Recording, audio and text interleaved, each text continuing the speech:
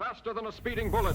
I ran until my muscles burned and my veins pumped battery acid. More powerful than a locomotive. An idea is like a virus. Resilient. Highly contagious. Able to leap tall buildings in a single bound.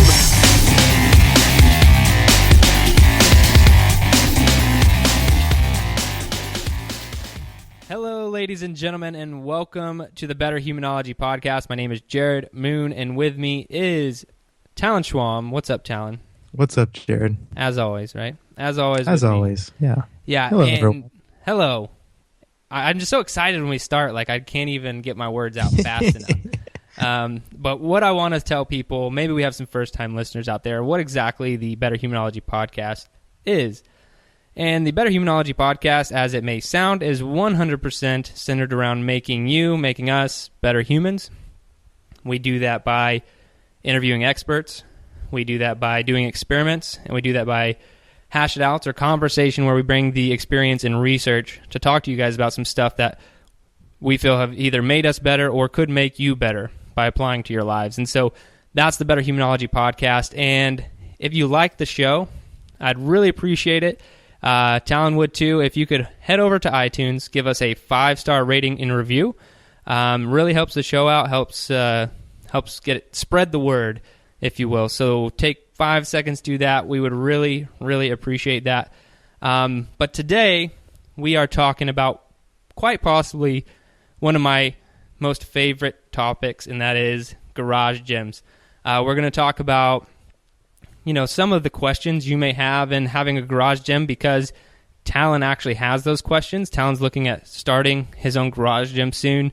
So some questions you have, and then we're also going to talk about some of the biggest struggles garage gym athletes have, and then we're going to go at the end and give you a lot of tips, tricks, and hacks that you can use from a guy who's been doing garage gyms for about 5 years that you can do to make your life a little bit easier in shopping for garage gym stuff and using it in all sorts of things. So if you're interested in garage gyms, stick around for this episode. But I got to start with the big why, because Talon's going to make the transition from going to a gym or doing a lot of running outside to wanting a garage gym. So Talon, what's up, man? Why do you want a garage gym? Yeah, I'm tired of not having the ability to really, pump some iron anymore. I don't have a gym membership, and it just was costing too much. It's taking too much time. I just feel like, I've been running a lot, but I still want to be able to put muscle on, and I want that capability. And I know that you're kind of like the Yoda, maybe, when it comes to garage gyms. I wouldn't go that far, but I have done a lot of stuff over at into3fitness.com with garage gyms. Love garage gyms, but yeah, it's been a lot of fun. So I prepared some questions basically just so that I could really figure out how I can start my garage gym. We don't live in the exact same town, so I can't just have you come over and be like, hey, you need this, take me to the store, you need to buy that or build this. So doesn't mean you haven't tried. Yeah, that's true. But I really just put kind of a list together. And I figured that it'd be really good for the listeners really to find out, kind of the bare bones, what they need to do to get a garage gym started. Yeah, man, I'm excited. I've gone from basically having nothing when I started about 5 years ago in the garage gym, a barbell and a little bit of equipment, to slowly building out my own facility within my house. It's been a slow transition, but I would love to dive into this and see what you want to know, what you need to know. Okay, so first off, man, you said your own facility already, and that kind of scares me a little bit because I don't have anything right now. So what do I really need? I mean, even minimalistically, what do I really need to start off with? I think that depends on the type of fitness people want to do and kind of what their goals are. But I recommend everyone's first purchase being, I call it the big purchase being a barbell and some weight at a minimum. And then after that, there's a lot of things that you can build or you could buy, but you have to start with the centerpiece to a garage gym, and that's going to be a barbell and some plates. So, I mean, just like the traditional amount of plates, which you would say I would need, like the 45, 35, 25, Yeah, so one of they each kind of typically deal? come in like I think 160-pound packages, which I think equals one of each of those plates. And you can, I recommend getting that. It obviously depends on your strength level. If you're like a guy who's, can squat 500 pounds and you're thinking about starting a garage gym, you want to start with, weights that can reach percentages of that. But yeah, even if you don't have enough money to get all the weight, because when I started, I definitely didn't. I was stronger than the weight I had when I started my garage gym, but you just find other ways to work out until you can slowly build up that equipment. So, because some people can knock out, if you have thousands and thousands of dollars to spend, you can knock out an amazing garage gym in a weekend. But if you want to build it slowly, which I recommend a lot of people do too, because not everyone I've seen who starts a garage gym keeps a garage gym.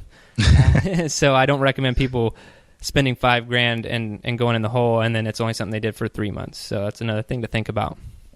I think that makes sense. I mean, I really should have to tailor my workouts to what I have at the time. So if I don't have every single weight that I need or something like that, then I guess my program will have to just reflect that until I can have everything. Yeah, man, and that's how One Man, One Barbell started. That's literally, I was like, what can you do with this apparatus and not much more? Right. Because you can, after you get the barbell, most people are like, well, how am I going to do bench press? How am I going to do press? How am I going to do squat? And if you, there's a ton of DIY projects you can check out. We'll point you to this website a few times today. It's garagegymathlete.com, and you'll be able to access a lot of different things there. But you can get 4x4s and throw them in a bucket and then pour cement around that bucket. It's a little more intricate than that, but that's basically what you do. You get 2 of those, and now you have squat stands. And it's hard to give a visual of that, on a podcast, but really simple project, something you can knock out in a few hours. Just go to Home Depot, pick up the stuff, and then now you have, after it dries, the cement dries, you have a place to do bench press, squat, and overhead press and everything. So, well, and that's probably like what, $20 or something like that. That's a really cheap project. Yeah, it's like a 1 bag of cement, 2 4x4s, and 2 buckets. Yeah, so maybe like a $30 project or something like that. Wow, so, pretty cheap. So I want to ask you. I mean, I guess what else is there? Is good to have? Like, what else should I get? I mean, maybe some luxury items. If I really wanted to have a nice garage gym, maybe that was going to prepare me to do a lot more types of workouts. So the next thing I move people up to, like, first project other than the stands, if you're going the DIY route, would be a plyometric box. But because it's just easy to build. And then if you want to, and it adds a lot of versatility to things you can do, but if you want to go a little more luxury, things like I'm a big fan of Rogue Fitness. I have some of their equipment, and it's really awesome. And so like a Rogue Fitness rack or rig, a rower, an Airdyne, those are the types of things that you kind of get into later that are really awesome, because I still have some DIY equipment, obviously, but my dad came over one time and visited me when I lived in Florida, and he saw me squatting. I think I was doing like 405 and using those DIY squat stands. And there's nothing like, I can't throw the bar onto this. Like it's a balancing act a little bit. And so I'm like, I squat 405, I slowly ease it down onto these stands, and it kind of wobbles. Then I get out of it, and he's like, no. You can't do that anymore. So for my birthday, my wife and my dad went in on buying me my first Rogue rack, and it's actually a yoke. So after having had one of those things for a long time, a yoke from Rogue Fitness, it's so versatile because you can do pull-ups on it. It's one thing. It costs like $400 or $500. It's one thing, but you can do pull-ups on it, squats, bench press. You can push it as a sled. You can carry it as a yoke. You can do all sorts of stuff. So really versatile piece of equipment if you're looking to spend money, but you just want to kind of only spend it in one place. So that would be my first luxury purchase. Okay, so just because the garage gym doesn't mean it has to be, straight up DIY, doesn't mean it has to be ugly and unimpressive. I can have a nice garage gym still.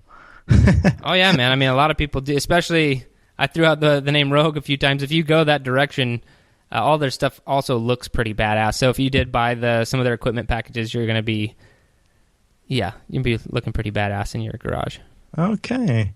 Yeah. Well, I mean, you know, the thing about I had thought about with the garage gym is like, you know, I'm gonna not have the opportunity to go to a sauna anymore. I mean, you know, maybe I won't have that steam room experience. I mean, that was my one thing I was thinking. Maybe I'll miss out on my garage gym, but. I mean, what other things do people lose out on with a garage gym? I mean, a sauna's not really that big of a deal, but that was the only thing I could really even think of. Oh, it's a huge deal, man.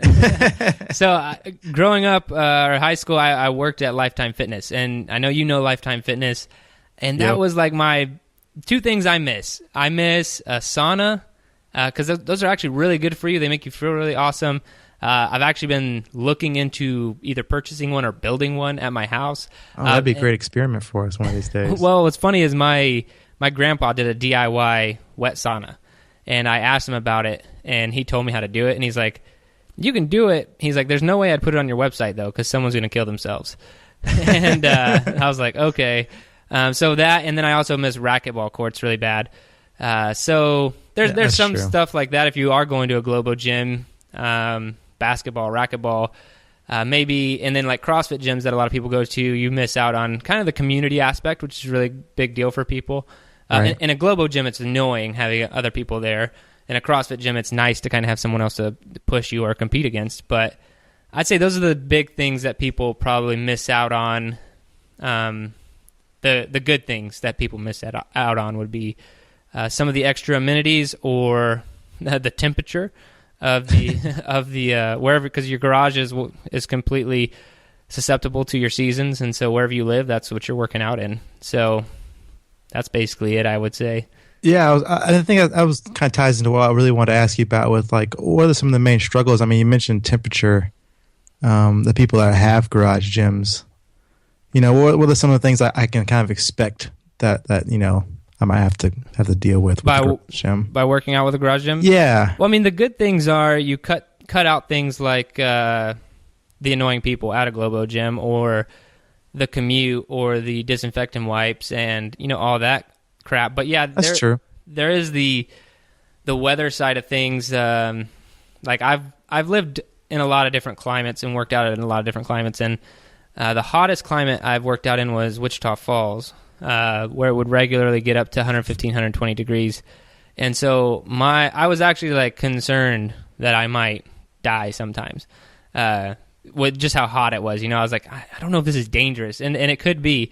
And then it also got like really cold, and so that's just something you have to deal with. I mean, we talked about in the recovery episode the heat shock proteins and hyperthermic training and all that stuff, and how good it is for you. Right. And so you can just look at that suckiness as a positive, but the cold is the one that really gets me, because I like to sweat and you know, feel like I'm working out, and sometimes that doesn't work in the cold. So just keeping the garage closed, and if you can, insulate it a little bit more. But weather's definitely a big deal if you're going to become a garage gym athlete.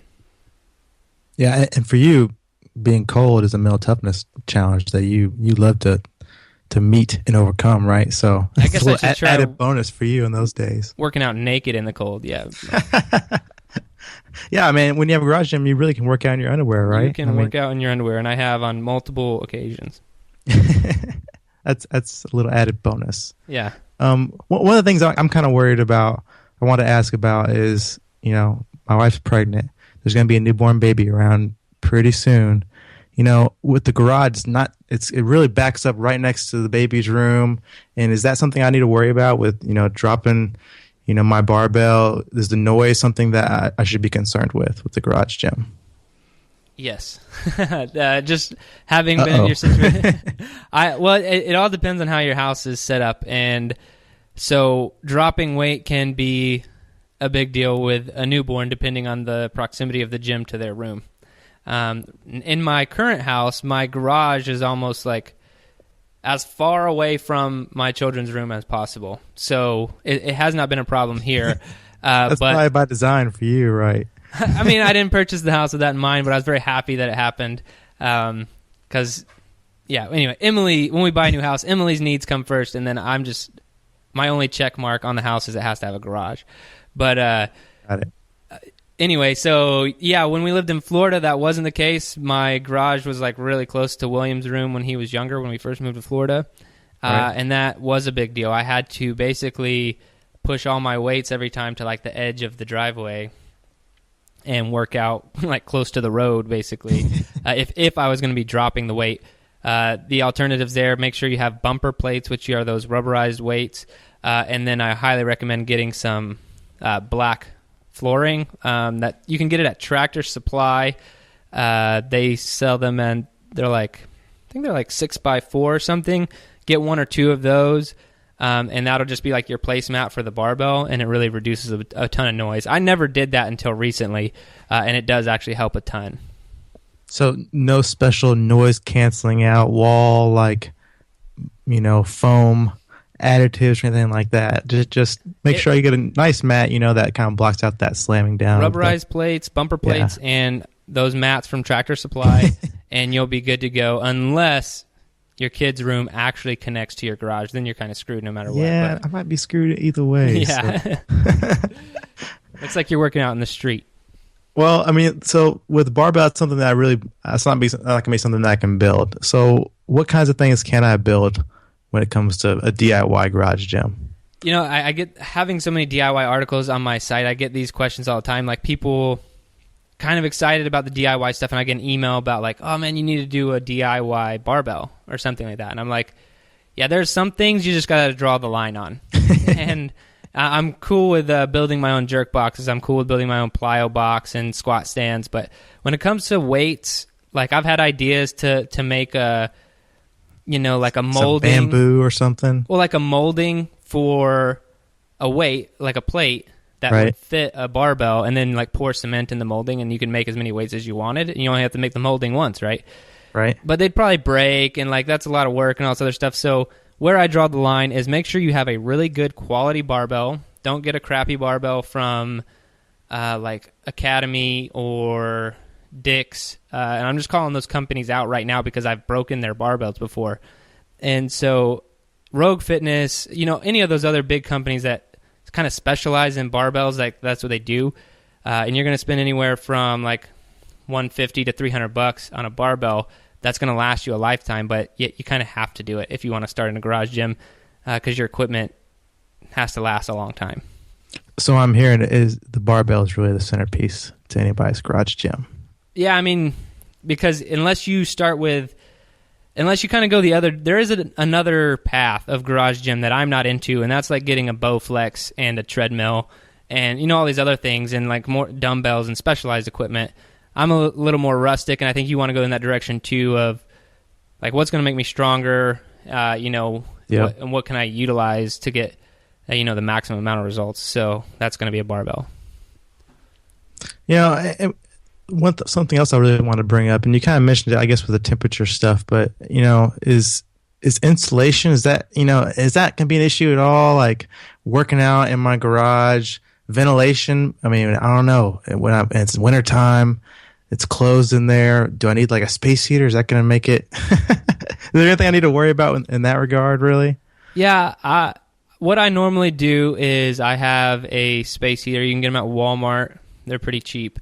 Okay. And just fire that thing up as soon as you get, like I work out in the morning, as soon as you get in the gym, turn it on while you stretch or whatever, leave the garage closed, and it'll warm you up. But typically, I don't think I've experienced cold. I've worked out in New York, been there for extended period of time where I've done workouts outside and stuff, and it's cold, but I've never touched the coldness of like Michigan and Minnesota, and I've got emails from guys who are there. And so I don't even kind of like comprehend that kind of cold to where like your hand can actually stick to your barbell and like not come off. But for you and I, where we live, the coldness is just, if you get a space heater and like just layer up a little bit, you're going to be fine. Okay. That's something I really need to worry about. I wouldn't spend thousands of dollars on insulating a garage gym, even though it has crossed my mind before. I would like to just turn my garage to another new room in my house sometimes, but I don't know.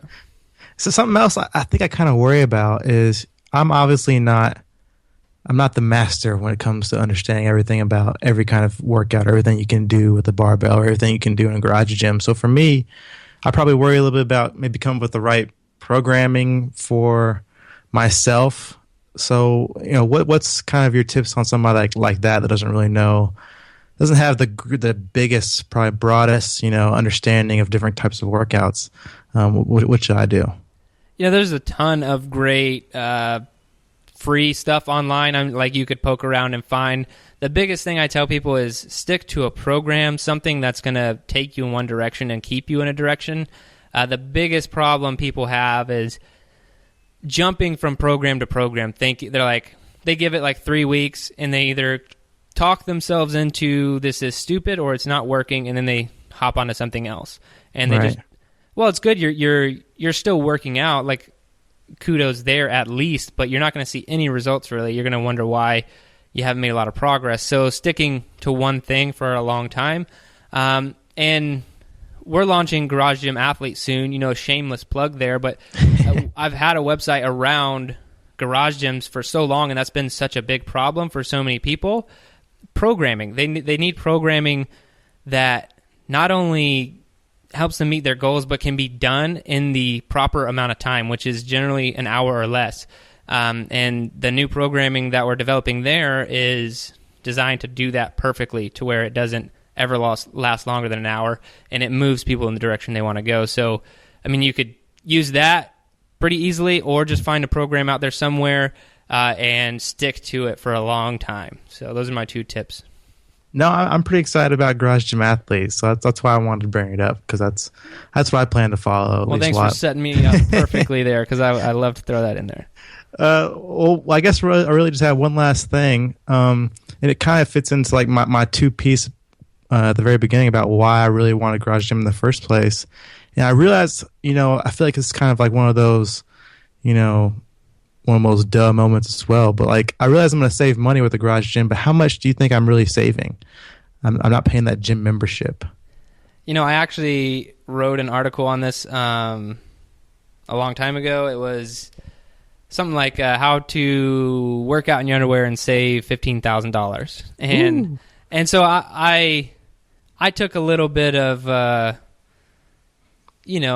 artistic freedom in that article to maximize your savings up to $15,000, and you could read that. Google that article title and you'll find it. But basically, I went and found some studies on corporations that found for every $1 a corporation spent on an employee's health, so that could be paying for their preventative measures, not just health, preventative measures. So getting them enrolled in some sort of nutritional program, or paying for their gym membership, or challenging them to do, a year's workout. There are a lot of programs like this that corporations are doing now, and they found for every $1 they spent, they would earn anywhere from $3 to $5 back in savings, and sometimes all the way up to $13. Wow! So every $1 they spent to a maximum of $13 in savings. So it could really save you a ton. In the article, I did all the math, and it could save you somewhere around 20%.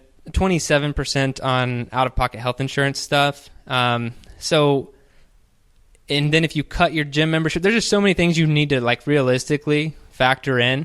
Because if you have one of those expensive $200 a month gym memberships, and you're saving $2,400 a year, and then if you're saving health insurance and preventative health, the cost is really up there. So you're saving a lot. What people are going to see most, though, is the monthly gym membership savings. But what stops most people from starting a garage gym is that upfront cost. They don't see that this $120 a month they're paying for a gym because say you set aside $3,000 to start a garage gym. Right. $120 sounds a lot worse than, $3,000 sounds a lot worse than $120. But, it's $120 every single month, and there's a lot more crap that goes into going to a gym beyond, like we talked about, the commute. And paying for gas. Yeah, so you're getting ready for the gym. You're commuting to the gym. You're going to the gym. You're waiting on people. And then you're leaving the gym, and then you're doing your post-workout stuff at home and showering and all this other stuff.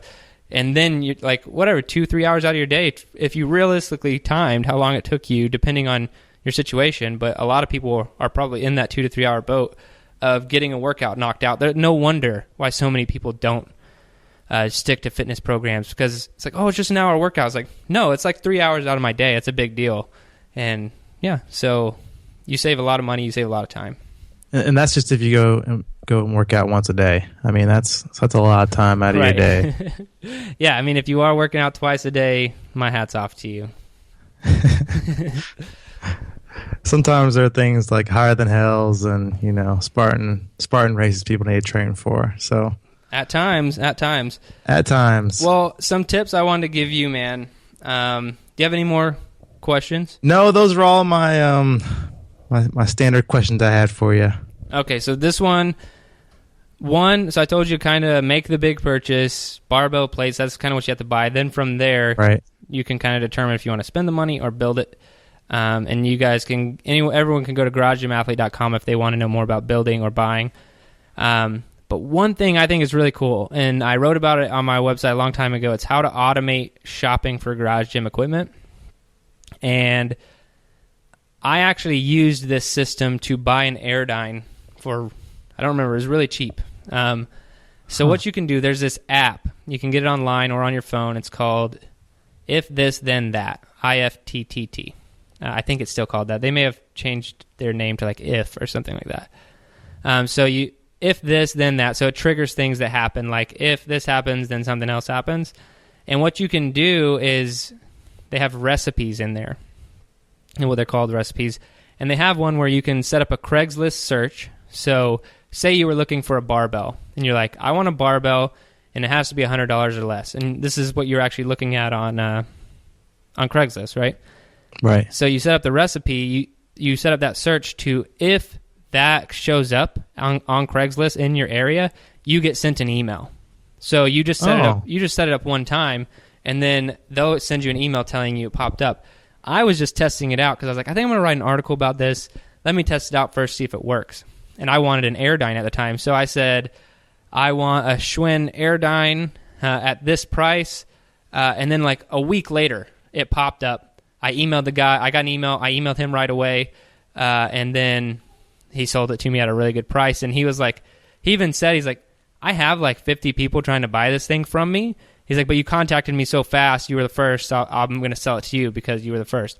And the only reason I was the first is because I had this automated shopping thing set up for me. So I recommend that if people are looking for deals, set up like 10 of those searches. Look for bumper plates, barbells, Airdynes, rowers, everything. And then just kind of let it marinate for a while, and then boom, you might have something you want at a really good deal. I'm gonna have to do that. That sounds. Yeah, it's really awesome, and it's super simple. And if it sounds confusing to anyone, there will be a link at Garage Gym Athlete where you can check that out. And so garagegymathlete.com, and you can, like I said, check it out. It's pretty sweet little thing. No excuses, huh? Yeah, I think there's another one, like text me when an item I'm looking for appears on eBay. All sorts of stuff. Anyway, you can really automate a lot of things there. No excuses. Everyone should have a garage gym. I completely agree. And that's I always say that everyone should have something at home, even if you still have a gym membership. Because like there are always those busy days or holidays or whatever, and if you at least had a barbell and some weight and nothing else, you could always do something, and yep. It's a good probably investment. have a lot less obesity. Yeah, let's fix the epidemic. Garage gyms for everyone. All right, man, that's all I got. You got anything else? Nope. Thanks, Jerred. Thanks for all the help, sensei. Yeah, no problem. All right, go do it, guys. Start a garage gym. Ask us questions if you have it.